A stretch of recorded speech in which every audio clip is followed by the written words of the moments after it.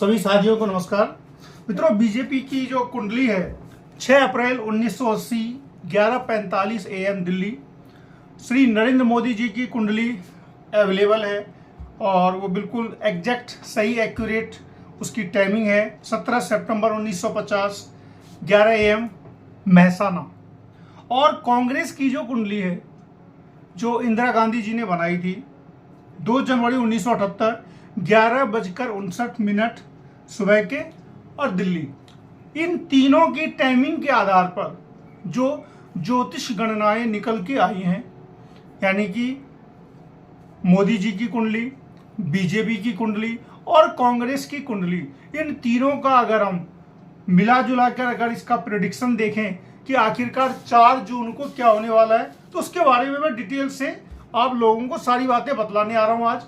क्योंकि बहुत सारे कमेंट्स भी आए थे, मैसेज भी आए थे कि जरा जिस प्रकार से इससे पहले भी जो राजनीतिक लोगों की जिनकी कुंडली अवेलेबल हो जाती है या पार्टी की अगर टाइमिंग सही हो जाती है तो उसके आधार पर प्रेडिक्शन निकाली जा सकती है। मित्रों, भारतीय जनता पार्टी का जो अभी मैं देख रहा हूं, इनका जो फर्स्ट टर्म आया था उस समय में सूर्य में बृहस्पति चल रहा था।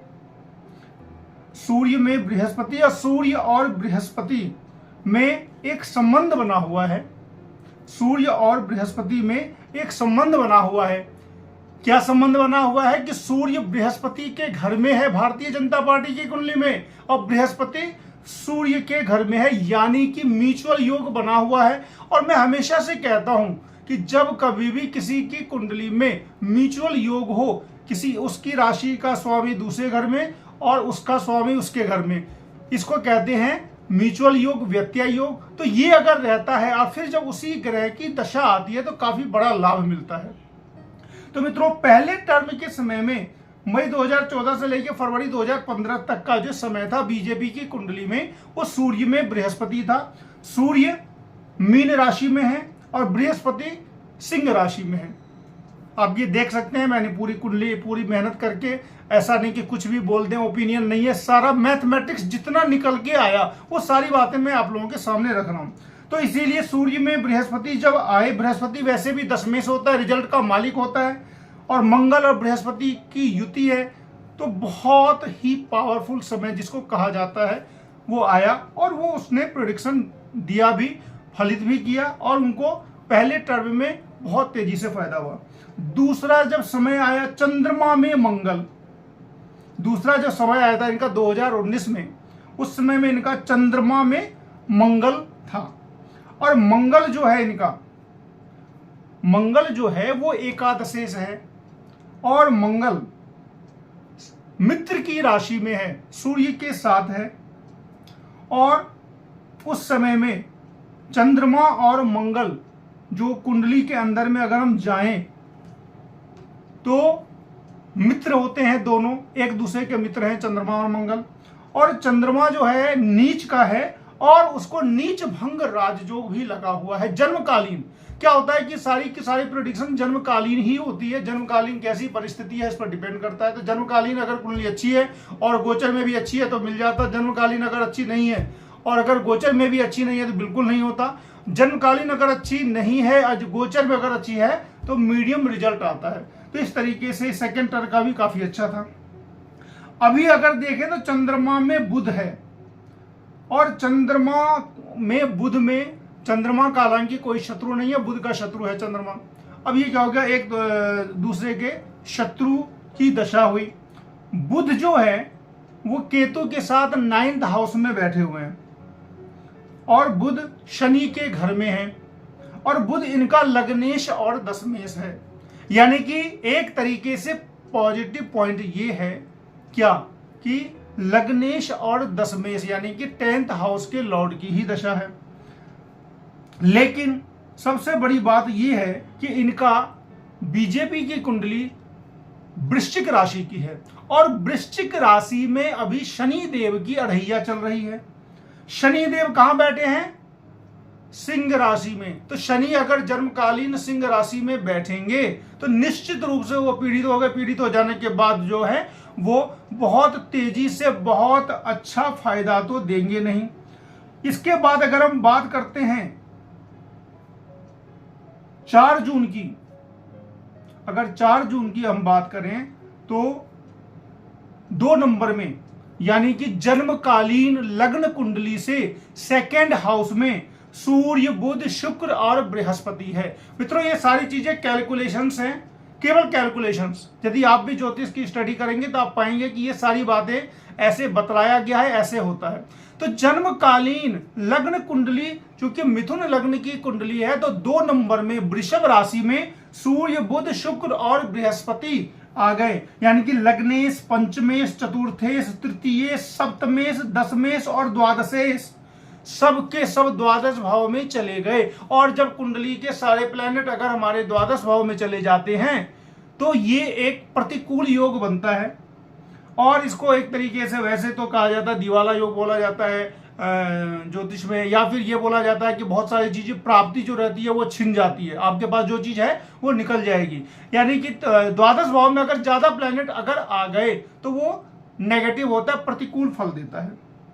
तो 4 जून की परिस्थिति अगर हम इनकी कुंडली में गोचर में देखें, लग्नकालीन फिर भी ठीक है, अगर गोचर में देखें तो भारतीय जनता पार्टी की कुंडली कमजोर है। अब बात हम करते हैं हमारे माननीय नरेंद्र मोदी जी की कुंडली। इनकी कुंडली में वैसे भी मैंने इनके ऊपर में पूरा कंप्लीट वीडियो इनकी बनाई थी कि इनके कुंडली के अंदर कितने राजयोग हैं। मैंने अनगिनत राजयोगों का वर्णन किया था, बहुत सारे राजयोग हैं, सारे कुंडली में ऊपर से ही नजर आते हैं सारे राजयोग। अब देखते हैं इनकी कुंडली में भी चंद्रमा जो है वो वृश्चिक का है, यानी कि मंगल और चंद्रमा वृश्चिक लग्न में ही बैठे हुए हैं। और शनि जो है वो भी यहां पर सिंह राशि का है, यानी कि शनि यहां पे कमजोर हो चुका है। जब फर्स्ट टर्म आया था तो राहु की अंतर्दशा थी। राहु जो होता है वो सत्ता के लिए बहुत अच्छा होता है, शनि भी अच्छा होता है। सेकेंड टर्म में केतु की दशा थी, और अभी इनकी शनि की ही अंतर्दशा है। लेकिन अंतर्दशा है, दशा किसकी है तो मंगल की है, और मंगल महादशा में शनि की अंतर्दशा रहेगी। शनि की 7.5 है, शनि की 7.5 है, और शनि जन्मकालीन सिंह राशि में है, शत्रु की राशि में है। तो इस तरीके से अगर हम ये देखें तो मंगल और शनि की जो दशा है वो इसमें दुश्चिंताओं का होता है। मंगल और शनि दुश्चिंताओं का होता है, हालांकि शनि जो है वो शुक्र के साथ है तो बलवान हो चुका है वो, मतलब शुक्र के साथ शनि का जो बल बढ़ा हुआ है तो शनि बलवान है। लेकिन अगर हम गोचर में देखें, देखते हैं तो यहां भी चंद्र कुंडली से इनका जो होता है वो सप्तम भाव में सारे प्लैनेट बैठे हुए हैं। तो यहां पर एक अच्छी बात है कि 7th हाउस में सारे प्लैनेट है। बीजेपी की जो लग्न कुंडली से क्या था, सारे के सारे प्लैनेट 12th हाउस में बैठ गए थे। इनकी कुंडली में क्या है, लग्न और चंद्र सेम है। तो लग्न और चंद्रमा जब इनका सेम है तो परिस्थिति ये बन रही है कि सारे के सारे प्लैनेट सूर्य, बुध, शुक्र और बृहस्पति लग्न और चंद्रमा से सप्तम भाव में बैठ गए हैं। लेकिन शनि की अंतर्दशा है, और मंगल में शनि तो है, लेकिन शनि यहां पर पंच महापुरुष योग बनाए हुए हैं। वृश्चिक लग्न की कुंडली में शनि देव 11 नंबर के केंद्र में है और पंच महापुरुष योग बनाए हुए हैं। तो इसका मतलब ये क्या हुआ, एक तरफ तो दिखला रहा है कि मंगल में शनि बहुत अच्छा नहीं होता है, मंगल में शनि दुश्चिंताओं का होता है, दुश्चिंता मिलती है, मंगल और शनि आपस में शत्रु हैं। तो ये अब क्या होगा, लेकिन शनि पंच महापुरुष योग में है। इससे ये हो सकता है कि जो चल रहा है कि बहुत ज्यादा सीटें नहीं आकर के इतनी सीट आ पाए किसी तरीके से, कि चूंकि शनि देव अभी भी पंच महापुरुष योग बनाए हुए हैं मोदी जी की कुंडली में। बीजेपी के कुंडली में बहुत अच्छी स्थिति तो नहीं दिख रही, लेकिन मोदी जी की कुंडली में, प्रधानमंत्री जी की कुंडली में दिख रहा है कि शनि देव जो हैं वो पंच महापुरुष योग बना के बैठे हुए हैं, और शनि की ही अंतर्दशा चल रही है। और अभी लग्न और गोचर दोनों से अगर हम देखें तो शनि काफी फेवरेबल है। तो इस दशा में भी इनको क्या है कि किसी भी प्रकार से जैसा चला आ रहा है वैसा हो जाएगा, लेकिन परिस्थिति अनुकूल नहीं रहेगी, बहुत आसानी से नहीं हो पाएगा, बड़ी मुश्किल से होगा, लेकिन सरकार इनकी बन जाएगी।